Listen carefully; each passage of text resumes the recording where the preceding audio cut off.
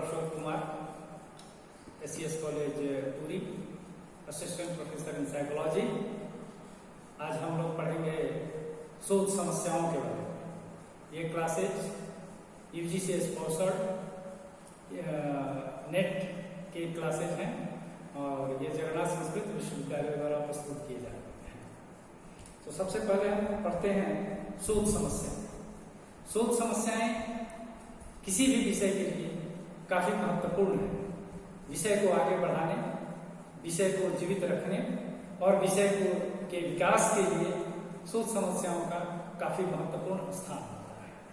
शोध समस्याएं किसी शोध की प्रारंभिक चरण होती है, इसलिए सबसे पहले हम लोगों को ये समझना होगा कि किसी भी विषय में स्टडी करने के लिए, रिसर्च करने के लिए और उस विषय की समस्याओं को ज्यादा उन्नत बनाने के लिए किस तरीके से हम शोध समस्याओं का चयन करें और शोध समस्याओं का स्रोत कौन कौन से होंगे, एक अच्छी शोध समस्याएं कौन सी होंगी, इन सारे विषयों पर हम आज चर्चा करेंगे।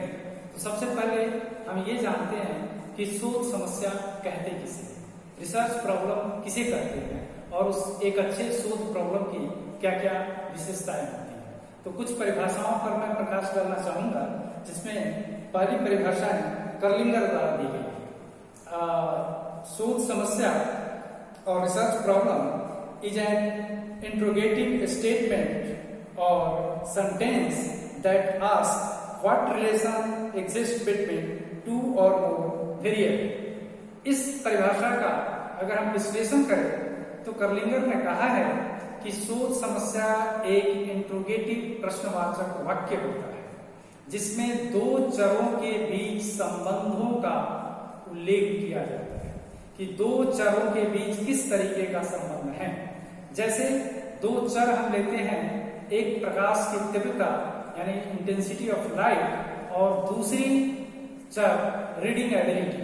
तो हम ये देखेंगे कि प्रकाश की तीव्रता और रीडिंग एबिलिटी में क्या संबंध है। अगर हम इस समस्या को रखें कि प्रकाश की तीव्रता और लर्निंग एबिलिटी के बीच क्या संबंध है, तो एक उत्तम शोध समस्या का उदाहरण होगा। अब प्रकाश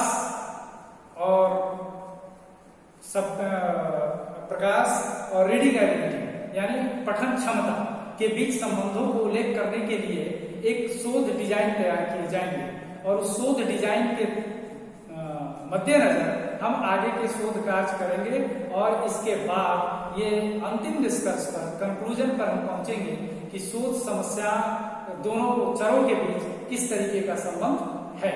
जैसे पहली समस्या है कि प्रकाश की तीव्रता को कम और ज्यादा, लाइट की इंटेंसिटी को इंक्रीज और डिक्रीज करने पर हमारी पठन क्षमता यानी रीडिंग एबिलिटी पे किस तरीके का प्रभाव पड़ता है।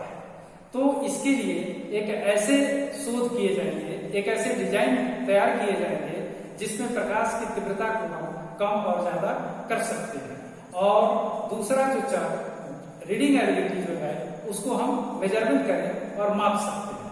मापने के लिए बहुत सारी कसौटियों का हम प्रयोग कर सकते हैं और तब इन दोनों के बीच संबंध स्थापित हो सकते हैं। चर यहाँ एक व्यापक शब्द है और इसके विभिन्न प्रकार होते हैं, इसलिए इसकी बारे में चर्चा हम नेक्स्ट क्लासेस में करेंगे। तो शोध समस्याओं का परिभाषा के बाद यह विश्लेषण से पता चलता है कि शोध समस्या एक स्टेटमेंट होती है, एक कथन होता है जो इंपीरिकल मेथड से टेस्ट किया जा सकता है, जिसके बारे में आंकड़े एकत्र किए जा सकते हैं। अगर कोई समस्या ऐसी है जिसे हम माप नहीं सकते, जिसके चरों को हम वस्तुनिष्ठ ढंग से परिभाषित नहीं कर सकते, वैसे समस्याओं को हम एक अच्छी समस्या के रूप में वर्णन नहीं कर सकते और नहीं रख सकते। दूसरा शोध समस्याएं नैतिक मूल्यों और जजमेंट से संबंधित नहीं होनी चाहिए। कुछ ऐसी समस्याएं होती है जो हमारे नैतिक मूल्यों से संबंधित होती है, जिसमें इथिकल इश्यू कहते हैं, उन इथिकल इश्यूज से रिलेटेड नहीं होनी चाहिए। तीसरी जो है शोध समस्या के लिए इकोनॉमी होना चाहिए, यानी वित्त व्यय होनी चाहिए। शोध समस्या ऐसी होनी चाहिए जो कम से कम खर्च पर हम उसे समाधान कर सकें। और चौथी जो विशेषता है सोच समस्या की, वो कि अगर समस्या बहुत अधिक कॉम्प्लेक्स और बहुत अधिक सामान्य, यानी बहुत ज्यादा टू जनरल और टू स्पेसिफिक समस्याएं नहीं होनी चाहिए।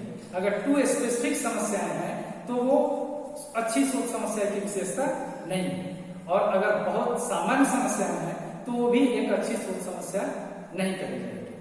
अब जो मनोविज्ञान, समाजशास्त्र, शिक्षा और अन्य विषयों में जो शोध किए जाते हैं, उन शोध की समस्याओं का जो विशेषताएं हैं वो दो तरीके की होंगी। पहली समस्या होगी जो समाधान की जा सके, और कुछ ऐसी समस्या होगी जिनका समाधान संभव नहीं होता है, और उनका समाधान विशेषकर इसलिए संभव नहीं होता है कि वो एक अच्छी सोच समस्या नहीं होती है। जैसे अगर हम कहें कि पहले अंडा आया मुर्गी, तो ये एक ऐसी सोच समस्या है जिसका समाधान नहीं किया जा सकता है। इसे समस्याओं को काफी वैज्ञानिक ढंग से परिभाषित किए जाने चाहिए।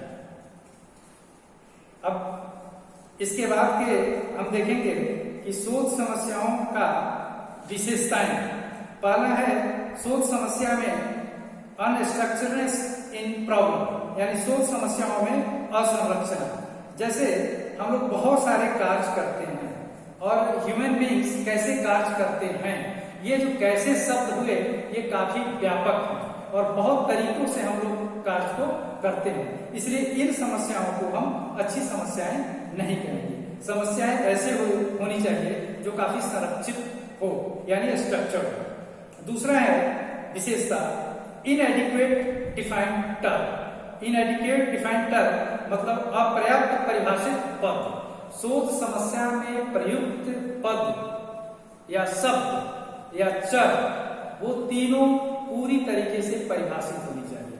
परिभाषित यानी उनकी एक बाउंड्री होनी चाहिए, और परिभाषा किसी भी व्यक्ति, विषय, वस्तु की परिभाषा का मतलब होता है कि उन परिभाषाओं को अगर फॉलो किया जाए तो आप उसे आइडेंटिफाई कर सकते हैं। अगर परिभाषाएं ऐसी है, ऐसी दी गई हैं जो पूरी तरीके से डिफाइंड नहीं है, इल डिफाइंड है, तो किसी भी विषय वस्तु को हम अच्छे तरीके से पहचान नहीं कर सकते हैं। और सोच समस्या में अगर चर का, वेरिएबल्स की पहचान नहीं कर पाए क्योंकि वो इल डिफाइंड है, तो वो सोच समस्या अच्छी समस्या नहीं कही जाएगी। तो पदों को एडिक्वेटली डिफाइन होनी चाहिए। तीसरा है impossibility of collection relevant data, यानी सुसंगत आंकड़ों के संग्रह में संभावना। डेटा का कलेक्शन हम कैसे कर सकते हैं? सोच समस्याएं ऐसी हैं, चर ऐसे हैं जिनमें हम आंकड़ों का संग्रह करना संभव नहीं हो, तो वो एक अच्छी सोच समस्या नहीं है।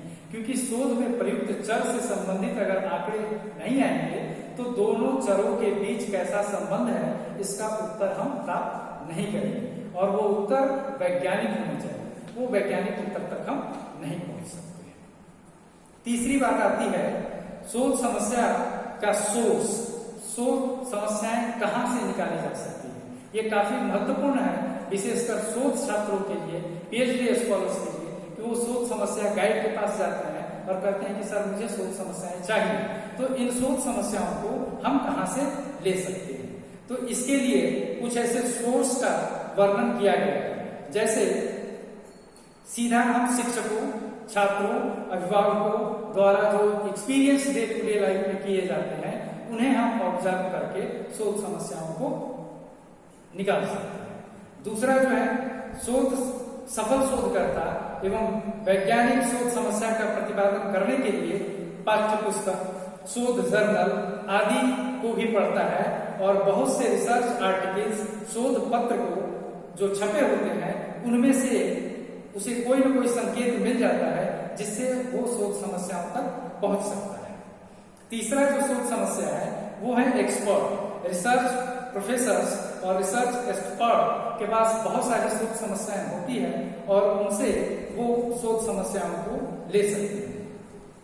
चौथा है समाज में होने वाले नए नए परिवर्तन और शैक्षणिक नवीनता से भी शोधकर्ता को कुछ ऐसी समस्याएं मिल जाती है, जैसे आधुनिक युग में कंप्यूटर का प्रयोग अधिक हो रहा है, अतः इससे संबंधित भी कुछ शोध समस्याएं शोधकर्ता को मिल जा सकती है। अभी वर्तमान के हालात में जो इलेक्ट्रॉनिक क्लास किए जा रहे हैं यूजीसी को लेकर के या और भी क्लासेस, ये भी एक हालात हैं और उन हालात में बहुत सारी ऐसी समस्याएं मिल रही है जिसे कैसे निपटा जा सके और उस पर रिसर्च हो रहे हैं। तो शोध समस्या का वर्तमान के हालात भी जो है एक अच्छे सोर्स होते हैं, बशर्ते शोधकर्ता को वर्तमान के हालातों को पढ़ने का और ऑब्जर्व करने की योग्यता होनी चाहिए। कभी कभी किसी अध्ययन के कुछ क्षेत्र ऐसे होते हैं जिसके बारे में वैज्ञानिक जानकारी की पूर्णतः कमी होती है। सामान्यतः ऐसे क्षेत्र वे होते हैं जिनके संबंध में अभी तक किसी प्रकार का रिसर्च नहीं किया गया है। जब ऐसे क्षेत्र के विषय के बारे में शोधकर्ता के मन में कुछ जिज्ञासा उठती है तो वह कुछ प्रश्नों को अपने सामने रखता है और इससे शोध समस्या की उत्पत्ति होती है। मनोविज्ञान के क्षेत्र में, समाजशास्त्र के क्षेत्र में, सोशियोलॉजी के क्षेत्र में और अन्य सामाजिक विज्ञानों के क्षेत्र में ऐसी बहुत सारी समस्याएं मिल जाती हैं। जैसे अभी कोरोना के काल में कोरोना के पूरी जीनोम के बारे में, कोरोना के हैबिटेट के बारे में, कोरोना के फैलने के बारे में ये बहुत सारी शोधें नहीं हुई है और इसमें रिलेटेड बहुत सारी समस्याएं आसानी से मिल जा सकती हैं। शोध समस्या की उत्पत्ति परस्पर विरोधी शोध उपलब्धियों की परिस्थिति में भी पाई जाती है। कभी कभी ऐसा होता है कि एक शोध समस्या पर किए गए 2 या 2 से अधिक पृथक पृथक शोधों के परिणाम एक दूसरे से भिन्न और विपरीत होते हैं। इसका मतलब कि किसी विषय पर जो रिसर्च किए जाते हैं उस रिसर्च से संबंधित जानकारियां और परिणाम अलग अलग होते हैं। तो ये आप समझ जाइए कि अगर किसी एक विषय पर 2 तरीके के परिणाम आए हैं तो वहां कोई न कोई शोध समस्या अवश्य है। कर्लिंगर ने इस पे काफी अधिक बल डाला है।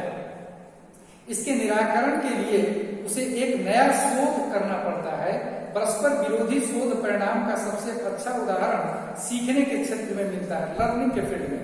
जैसे टॉलमैन और उनके कलीग्स ने अपने एक्सपेरिमेंट के आधार पर बताया कि लर्निंग के लिए रिइंफोर्समेंट की जरूरत पड़ती है, सीखने के लिए पुनर्बलन की आवश्यकता होती है, जबकि हल, थॉर्नडाइक, पैवलॉव, स्किनर आदि मनोवैज्ञानिकों ने अपने प्रयोग में सीखने के लिए रिइंफोर्समेंट को इम्पोर्टेंट नहीं माना है। ऐसी परिस्थिति में यहाँ कोई न कोई एक शोध समस्याएं हैं यहाँ जहाँ यह शोध किया जा सकता है कि वाकई सीखने में रिइंफोर्समेंट की जरूरत है या रिइंफोर्समेंट की जरूरत नहीं है, और अगर है तो किन परिस्थितियों में है और अगर नहीं है तो किन परिस्थितियों में नहीं है।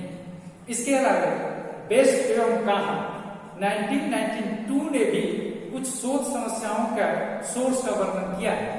जैसे इन्होंने कहा है कि प्रोग्राम इंस्ट्रक्शन, कार्यक्रमिक निर्देशन, ये शोध समस्याओं का स्रोत है। टेलीविजन इंस्ट्रक्शन, टेलीविजन पे जो सूचनाएं आ रही है वहां से भी शोध समस्या निकाली जा सकती है। टीम टीचिंग, घरेलू नीतियां एवं अभ्यास, होमवर्क, पॉलिटिक्स एंड प्रैक्टिस, पाठ्येतर कार्यक्रम, एक्स्ट्रा करिकुलर एक्टिविटी, खुला वर्ग, open classes, text book, independent study, यौन शिक्षा, विशेष शिक्षा, केस अध्ययन, सामाजिक आर्थिक अध्ययन एवं शैक्षणिक उपलब्धि, दबाव एवं उपलब्धि, स्ट्रेस एंड अचीवमेंट, प्रशासनिक नेतृत्व, एडमिनिस्ट्रेटिव लीडरशिप, आत्म प्रतिमा, सेल्फ इमेज, छात्रों का व्यवहारिक उद्देश्य, वोकेशनल ऑब्जेक्टिव ऑफ स्टूडेंट्स। इसके अलावा यंग 1992 ने भी कुछ ऐसी स्रोत का वर्णन किया है जैसे प्रलेखी स्रोत, डॉक्यूमेंट्री सोर्स। इस सोर्स में ऑफिशियल और अनऑफिशियल स्टैटिस्टिक्स का निरीक्षण, विश्लेषण, स्थानीय समाचार पत्रों तथा जनगणना प्रकाशनों, सेंसस पब्लिकेशन, जहां से वर्णनात्मक सामग्री आसानी से उपलब्ध हो जाती है, वो भी सम्मिलित किया जा सकता है। इसके अलावा दूसरा व्यक्तिगत स्रोत, पर्सनल सोर्स। इस सोर्स में उन पेशेवरों से बातचीत कर समस्या ढूंढने की कोशिश की जाती है जिन्हें वांछित आंकड़ों के बारे में सही ज्ञान होता है, यानी एक्सपर्ट। और तीसरा है लाइब्रेरी सोर्स, जिसे यंग ने बताया है, पुस्तकालय स्रोत। इस स्रोत में विभिन्न तरह के पाठ्य पुस्तकों, जर्नलों, मोनोग्राफ, समाचार विश्लेषण आदि को रखा जाता है। इन स्रोत से सैद्धांतिक एवं व्यवहारिक दोनों तरह के ज्ञान संग्रह किए जाते हैं, जिनके आधार पर शोध समस्या के बारे में निर्णय लिए जा सकते हैं। अब आते हैं शोध समस्या का मूल्यांकन, कैसे उसे मूल्यांकित करेंगे। तो जब शोधकर्ता किसी शोध समस्या का प्रतिपादन कर लेता है तो वह इस बात की जांच करने की कोशिश करता है कि वह शोध समस्या कहां तक एप्रोप्रिएट यानी उपयुक्त और वैज्ञानिक है। इसका मूल्यांकन करने के लिए वह कुछ प्रश्नों को उठाता है, जिसका उत्तर सकारात्मक मिलने पर वह समझ जाता है कि संबंधित शोध समस्या उपयुक्त है। ऐसे प्रश्न हैं जैसे क्या समस्या ऐसी है जिसे शोध के द्वारा समाधान किया जा सकता है। दूसरे शब्दों में, क्या समस्या ऐसी है जिसके बारे में संगत आंकड़े एकत्र किए जा सकते हैं और उसका उचित उत्तर दिया जा सकता है या नहीं दिया जा सकता है। ये एक मूल्यांकन प्रक्रिया है। दूसरा है, क्या समस्या सार्थक है, सिग्निफिकेंस है। क्या समस्या में इतने वेरिएबल सम्मिलित हैं जिसका अनुसंधान किया जा सकता है। क्या समस्या के समाधान में वर्तमान, शैक्षिक, मनोवैज्ञानिक और सामाजिक सिद्धांत के महत्वपूर्ण परिवर्तन आ सकता है, यानी शोध समस्या कितना प्रैक्टिकल है। इनमें बहुत सारी बातें जुड़ी हुई है, जैसे क्या समस्या के समाधान से वर्तमान, शैक्षिक, हमारी शिक्षा जगत की बहुत सारी समस्याएं हैं। इन समस्याओं का समाधान हमारे इस शोध समस्या से मिल सकता है या नहीं मिल सकता है। अगर समस्या ऐसी है, अफर्मेटिव उत्तर आता है, सकारात्मक उत्तर आता है कि हमारी जो शोध समस्या है ये वर्तमान की शैक्षणिक समस्याओं को समाधान करने के लिए उपयुक्त है, तो वो एक अच्छी समस्याएं होंगी। दूसरी समस्या है मनोवैज्ञानिक और सामाजिक सिद्धांत। जो अभी तक के शोध के आधार पर जो मनोवैज्ञानिक सिद्धांत और सामाजिक सिद्धांत, राजनीतिक सिद्धांत व्यवस्थित हैं, उन सिद्धांतों के विकास का मार्ग इन शोध समस्याओं से खुलता है या नहीं खुल सकता है। उनमें विकास हो सकता है या नहीं हो सकता है, उनमें परिवर्तन हो सकता है या नहीं हो सकता है। अगर पहले के किए गए शोध और आपके वर्तमान किए जा रहे शोध उसी परिणाम की पुष्टि करते हैं, तो ये सिर्फ एक कंफर्मेशन रिसर्च होगा। क्या समस्या नई है?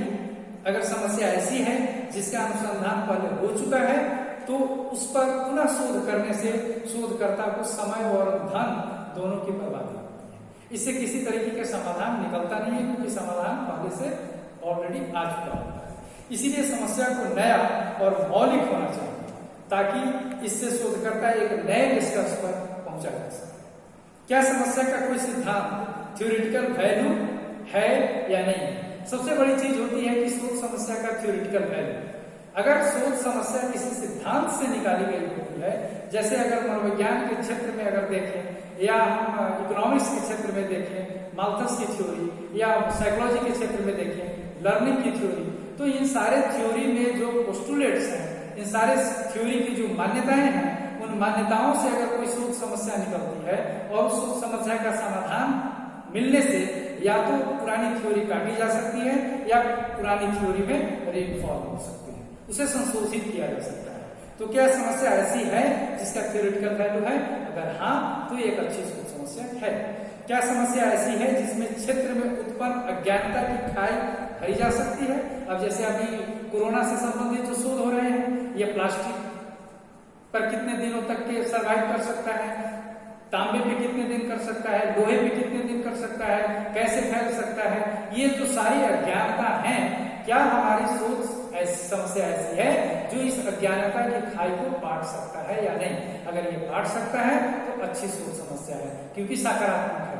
अगर ये नहीं बांट सकता तो हमारा उत्तर सकारात्मक नहीं है, अफर्मेटिव नहीं है, अतः ये एक अच्छी शोध समस्या नहीं है।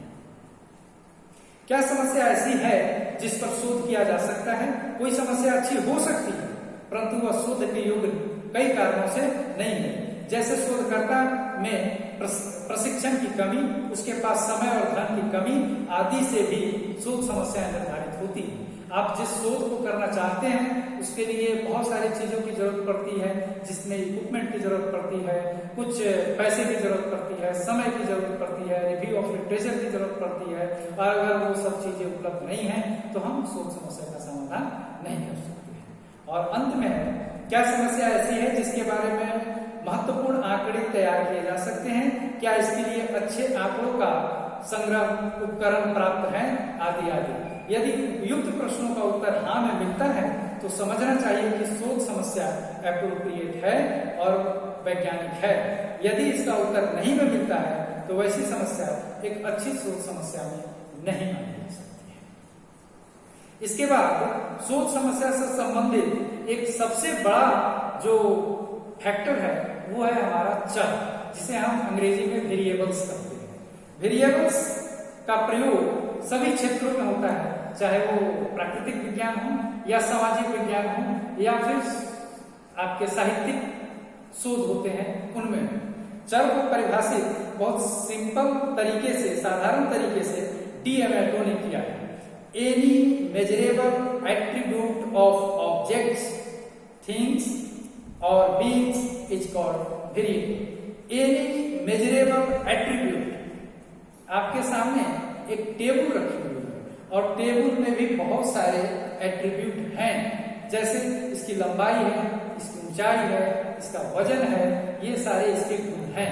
तो एनी कोई भी ऐसा गुण जो मेजरेबल हो, जो मेजरेबल नहीं है गुण, वैसा गुण जो जिसे हम माप नहीं सकते हैं वो चर नहीं है। वैसा ही गुण जिसे माप सकते हैं। मापन की इकाइयां अलग अलग भले हों लेकिन मापा जाना संभव हो।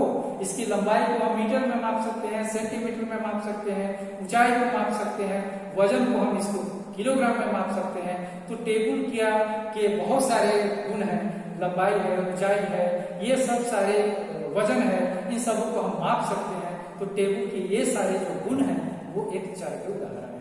तो any measurable attribute of object, things और बीइंग्स इज कॉल्ड वेरिएबल। मनोवैज्ञानिक एवं सामाजिक शोध में वेरिएबल का काफी महत्वपूर्ण स्थान है। वेरिएबल जैसा कि नाम से बहुत स्पष्ट है, वह है जिसका वैल्यू परिवर्तन होता रहता है। अभी मैंने उदाहरण दिया, टेबल की हाइट, इसके वैल्यू में परिवर्तन हो सकता है। टेबल के वजन, कुछ इसके सामान को अगर निकाल दे कुछ तो उसके वजन में परिवर्तन हो सकता है।